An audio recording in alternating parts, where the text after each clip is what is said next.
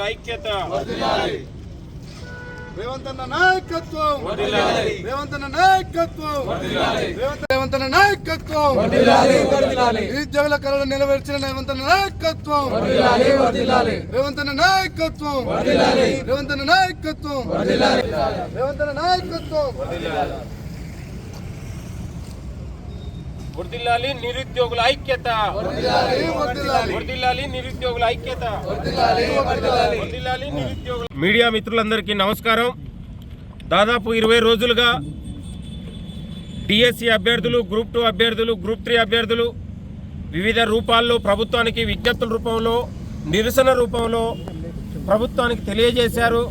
కాబట్టి వాళ్ళ DSC, group 2 2 రోజుల వ్యవధిలోనే పరీక్షలు జరుగుతున్నటువంటి పరిస్థితుల్లో మెజార్టీ విద్యార్థులు, నిరుద్యోగులు 5 లక్షల మంది నిరుద్యోగులు గ్రూప్ 2కు అప్లై చేసినటువంటి సందర్భంలో వాళ్లకు వెసులుబాటు కల్పించాలని రాష్ట్ర ప్రభుత్వానికి పదే విజ్ఞప్తి చేస్తున్నటువంటి పరిస్థితుల్లో రాష్ట్ర ప్రభుత్వం, ముఖ్యమంత్రి గారు రేవంత్ రెడ్డి గారు నిరుద్యోగుల పట్ల చిత్తశుద్ధితోని జాబ్ క్యాలెండర్ విడుదల కోసం, తెలంగాణలో నిరుద్యోగ నిర్మూలన కోసం ముఖ్యమంత్రి గారు ప్రయత్నం చేస్తున్నటువంటి సందర్భంలో గ్రూప్ 2 అభ్యర్థుల విజ్ఞప్తిని మన్నించి ఇవాళ డిసెంబర్ వరకు వాయిదా వేయడం జరిగింది. కాబట్టి ఈ ప్రభుత్వం కోతల ప్రభుత్వం కాదు, ఇది చేతల ప్రభుత్వం. గత ప్రభుత్వం 10 ఏళ్లలో ఉద్యోగాలు ఇవ్వకుండా నిరుద్యోగుల్ని ఇబ్బంది పెట్టింది. కాబట్టి ఇవాళ 6 నెలల్లోనే 30,000 ఉద్యోగాలు భర్తీ చేసి ఇవాళ దాదాపు 11,000 పోస్టుల్ని డిఎస్సి పోస్టులు భర్తీ చేసి ఎగ్జామ్స్ జరుగుతూ ఉన్నాయి. 783 పోస్టులు గ్రూప్ 2ని విడుదల చేసింది, 563 గ్రూప్ 1 విడుదల చేసింది.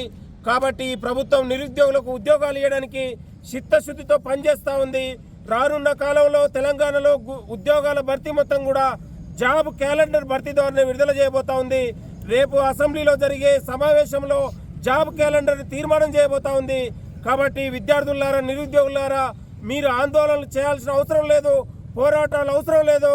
మీ యొక్క విజ్ఞప్తి, చిన్న వినతి పత్రం, ఒక లెటర్ ఇస్తేనే ప్రభుత్వం మీ పట్ల స్పందించడానికి ఈరోజు గ్రూప్ 2 వాయిదా నిదర్శనం అని కూడా ఈ సందర్భంగా గుర్తు చేస్తూ ఉన్నాం.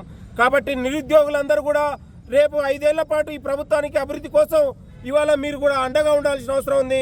మీ సహకారం వల్లనే తెలంగాణలో కాంగ్రెస్ పార్టీ అధికారంలోకి వచ్చింది. కాబట్టి నిరుద్యోగులకు ఉద్యోగాలు ఇచ్చే ప్రభుత్వం కాబట్టి మీరు కూడా ప్రభుత్వానికి అండగా ఉండాలని కోరుతా ఉన్నాను.